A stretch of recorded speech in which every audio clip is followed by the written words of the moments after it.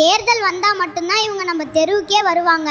சினிமாவில் 4 பேரை அடிச்சு பறக்க விட்டா அவங்க உடனே நிஜத்திலையும் நாட்டை காப்பாத்துறேன்னு வந்துடுறாங்க. ஆனா மக்கள் யாரை தேர்ந்தெடுக்கிறாங்க?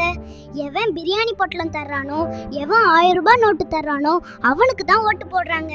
பணம் கொடுக்கறவனை பார்க்காதீங்க, பண்பாடு இருக்கிறவனை பாருங்கன்னு இவங்க என்னைக்காவது சொல்லியிருக்காங்களா? இலவசத்துக்கு ஆசைப்பட்டா எதிர்காலம் இலவசம் ஆகிடும்னு மக்கள் புரிஞ்சுக்கணும். நாங்க மாறதுக்கு முன்னாடி மக்கள் மாறணும். அனைவருக்கும் வணக்கம். இன்றைய அரசியல் சீர்கேட்டிற்கு காரணம் அரசியல்வாதிகளா அல்லது பொதுமக்களா? இதுதான் தலைப்பு. பள்ளிக்கூடத்துல எதுக்கு அரசியல் பட்டிமன்றம்னு சிலர் கேட்கலாம்.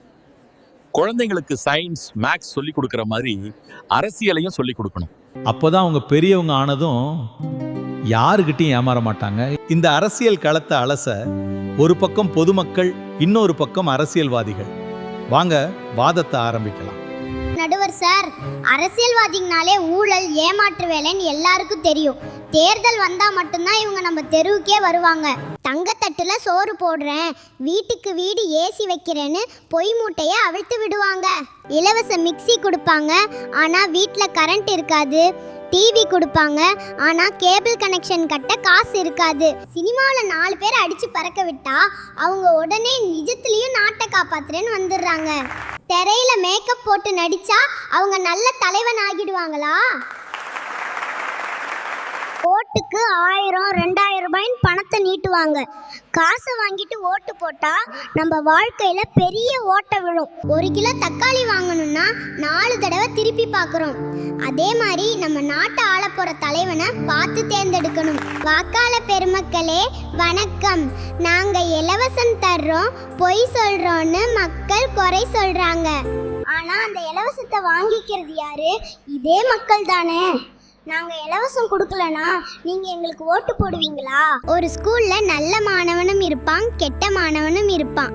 அதே மாதிரி நல்ல அரசியல்வாதியும் இருக்காங்க, கெட்ட அரசியல்வாதியும் இருக்காங்க. ஆனா மக்கள் யாரை தேர்ந்தெடுக்கிறாங்க?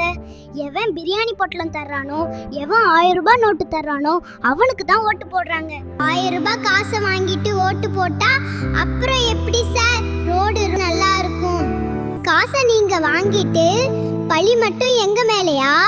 இது நியாயமா? நடுவர் சார், இவங்க 1000 ரூபாய் கொடுத்துட்டு லட்சக்கணக்கில் நம்ம பணத்தை கொள்ளையடிக்கிறாங்க. அது மட்டும் இல்லை சார், இவங்க இலவச வாஷிங் மிஷின் தருவாங்க, ஆனா அதை யூஸ் பண்ண நாளைக்கு நம்ம கிட்ட குடிக்க சுத்தமான தண்ணி இருக்காது. இலவச ஏசி தருவாங்க, ஆனா நாங்க சுவாசிக்க சுத்தமான காத்து இருக்காது. பச்சை மரங்களையும் இயற்கை வளங்களையும் அழிச்சிட்டு இந்த இலவசங்களை வச்சு நாங்க என்ன சார் பண்றது? பணம் கொடுக்கறவனை பார்க்காதீங்க, பண்பாடு இருக்கிறவனை பாருங்கன்னு இவங்க என்னைக்காவது சொல்லியிருக்காங்களா? எங்களை ஏமாத்துறதே இவங்க தான். எங்களுக்கு டீலர் வேணாம் சார், நல்ல லீடர் தான் வேணும். நடுவர் சார், டீலரை உருவாக்குறதே இந்த மக்கள் தான். நாங்க 1000 ரூபாய் நீட்டும் போது என் ஓட்டு விற்பனைக்கு அல்லன்னு ஒருத்தன் தைரியமா சொல்லிட்டா நாங்க எப்படி காசு கொடுப்போம்? காசு வாங்க மாட்டேன்னு மக்கள் திருந்தினா காசு கொடுக்கிற அரசியல்வாதி காணாம போயிடுவான். சினிமா ஹீரோவை தியேட்டர்ல கொண்டாடுங்க, தப்பில்லை. ஆனா உங்க ஓட்டை தகுதியான தலைவனுக்கு போடுங்கன்னு நாங்க சொல்லணுமா? மக்கள் யோசிக்க கூடாதா? ரசிகனா தியேட்டருக்கு போங்க, ஆனா ஒரு பொறுப்பான குடிமகனா ஓட்டு போட போங்க. எங்களை திருத்த வேண்டிய பொறுப்பு மக்கள் கையில தான் இருக்கு. இலவசத்துக்கு ஆசைப்பட்டா எதிர்காலம் இலவசம் ஆகிடும்னு மக்கள் புரிஞ்சுக்கணும். நாங்க மாறதுக்கு முன்னாடி மக்கள் மாறணும் சார். இந்த சின்ன குழந்தைகள் நம்ம நாட்டில் நடக்கிற அரசியலை எவ்வளோ அழகா அலசிட்டாங்க. பொய் சொல்லி வாக்கு கேட்கும் அரசியல்வாதிகள் மேல மட்டும் தப்பு இல்ல, அந்த பொய்யை நம்பி ஓட்டுக்கு காசு வாங்கும் மக்கள் மேலையும் தான் தப்பு இருக்கு. சினிமா மோகத்திலையும் சாதி மதத்திலையும் ஓட்டு போடாம தகுதியானவனை நல்லவனை பார்த்து ஓட்டு போடுங்க.